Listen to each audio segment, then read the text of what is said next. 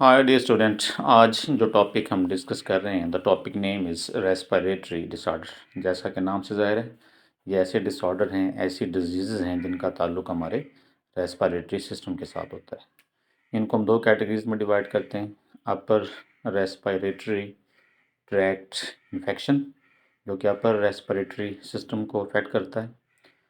दूसरी जिसकी टाइप है that is known as lower respiratory tract infection, जिसका जो मेन टारगेट है वो है लोअर रेस्पिरेटरी ट्रैक्ट सिस्टम। तो there are two categories of respiratory disorder, upper respiratory disorder and lower respiratory disorder. Upper जो रेस्पिरेटरी डिसऑर्डर है इनका target area है nose, throat, sinuses and larynx, और लोअर का जो टारगेट एरिया वो lungs है। अब पहली डिजीज़ जो है साइनोसाइटिस, उसको हम डिस्कस करेंगे। It is inflammation of lining of sinuses. Sinuses जो है ये असल में कैविटी है, स्पेस है, जो कि मौजूद होता है हमारी आइज़ के इर्द गिर्द। असल में इसकी तीन कैटेगरीज हैं। ये अंडर द आई मौजूद है, अबव द आई मौजूद है, और साथ साथ आप ये कह लें बिहाइंड द आई मौजूद है। असल में ये हमारे नोज़ के साथ वाला एरिया है। यहाँ पर अगर इन्फ्लेमेशन हो जाए तो इस इन्फ्लेमेशन की जो वजूहात हैं वो कई हो सकती हैं। ठीक है, अगर ये डिज़ीज़ 4 से 10 दिन तक रहे तो इसको हम कहते हैं कि ये एक्यूट है। अगर ये 10 दिन से ज़्यादा रहे, लॉन्गर देन 12 वीक कंटिन्यू रहे, तो हम कहेंगे इसकी नौयत जो है वो शदीद है। इसे हम नाम देंगे क्रोनिक। तो there are two type of this disease, acute and chronic sinusitis.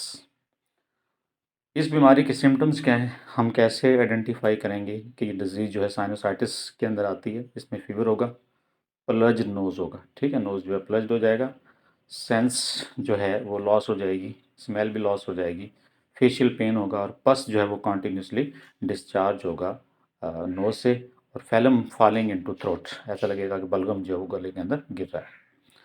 अगर हम बात करें इसके जो है इलाज की, तो मोस्टली ये ख़ुद ब खुद ठीक हो जाता है अगर ये इन्फेक्शन जो है वायरल हो, क्योंकि वायरल जो इन्फेक्शन है वो उन पे एंटीबायोटिक का असर नहीं करती। अगर बैक्टीरियल इसकी रीज़न है तो उसके लिए मखसूस एंटीबायोटिक्स जो हैं उनका यूज़ करवाया जाता है।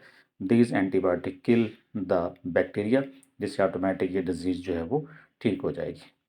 बाज़ का जो है वायरल और जो एंटीबायोटिक है ये इलाज कारगर नहीं होता, तो फिर इसके लिए नेबुलाइजेशन करनी पड़ती है। नेबुलाइजेशन के अंदर कुछ आप कह लें कि स्प्रे लाइक मेडिसिन है, जिनको डायरेक्ट जो है वो रेस्पिरेटरी सिस्टम के अंदर जो है इनहेल किया जाता है। जब वो इनहेल करके अंदर जाती हैं तो वो इस डिज़ीज़ को ठीक करती हैं। सम टाइम ये होता है कि हम जो है वायरल, बैक्टीरियल और नेबुलाइजेशन करते हैं, तो उसके अलावा एक और नई जो है वो टेक्निक आई है, वो ये है कि अगर डिज़ीज़ ठीक ना हो, पस जमा हो जाए, इन्फेक्शन ज़्यादा हो जाए, तो फिर नेज़ल सर्जरी करनी पड़ती है। नंबर 2 हमारे पास जो डिज़ीज़ है रेस्पिरेटरी ट्रैक्ट की, वो है निमोनिया, जिसके बारे में आप जानते हैं। It is acute respiratory infection, यानी सबसे बड़ा इन्फेक्शन है हमारे लंग्स का, जो सबसे ज़्यादा कॉमन है। इसमें होता क्या है कि जो एल्वोलाई हैं या लंग्स जो हैं वो पस से फिल हो जाते हैं। पस क्यों पैदा होती है, उसकी मुख्तलिफ वजूहात हैं। कुछ एलर्जी रीज़न है, कुछ आप इन्वायरमेंटल रीज़न्स हैं, बहुत सारे रीज़न्स हैं जिनकी वजह से हमारे जो लंग्स हैं, ख़ासतौर पे एल्वोलाई, वो पस से भर जाते हैं। जितनी ज़्यादा पस होगी उतनी ज़्यादा पेनफुल ब्रीथिंग काज करेगा। काज मैंने बताया था आपको कि इसकी काज वायरल भी हो सकती हैं और बैक्टीरियल भी हो सकती हैं।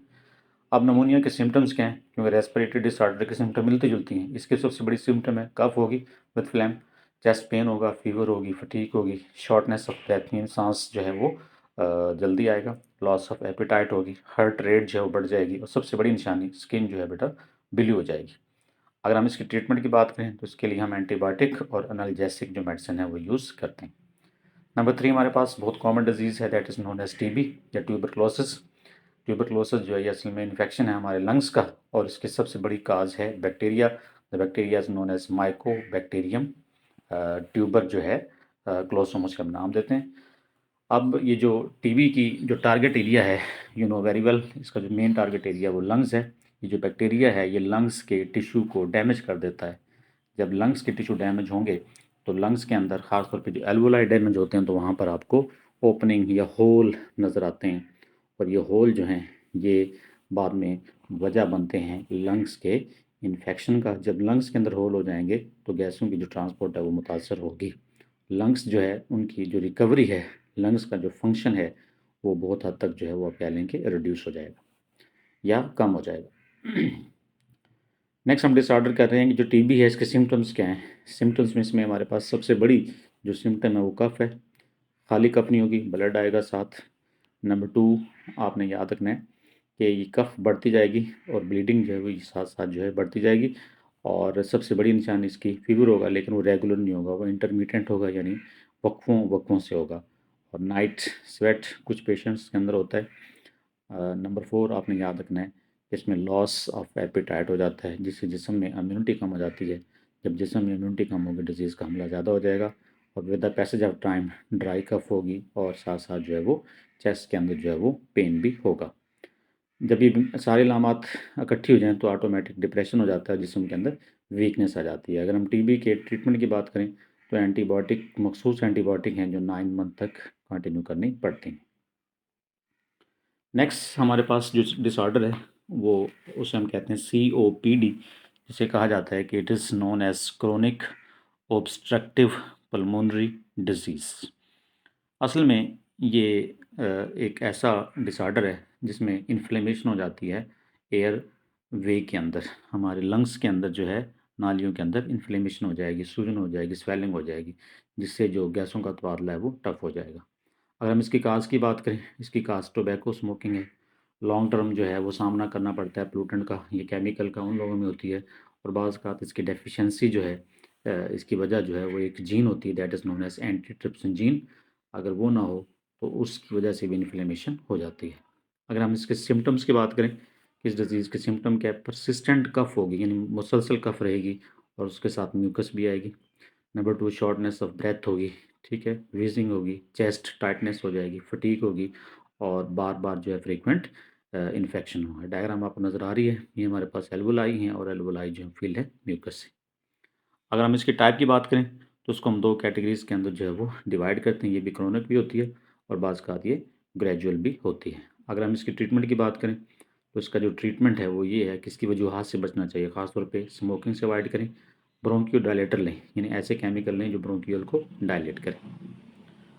नेक्स्ट हमारे पास एम्फीसीमा, ये भी असल में COPD की एक टाइप है। इसमें एल्वोलाई रप्चर हो जाते हैं जब कफिंग ज़्यादा होगी, ख़ास तौर पे स्मोकर के अंदर, तो उससे एल्वोलाई जो हैं वो रप्चर हो जाती हैं, जिससे surface area as a whole जो है वो रिड्यूस हो जाएगा।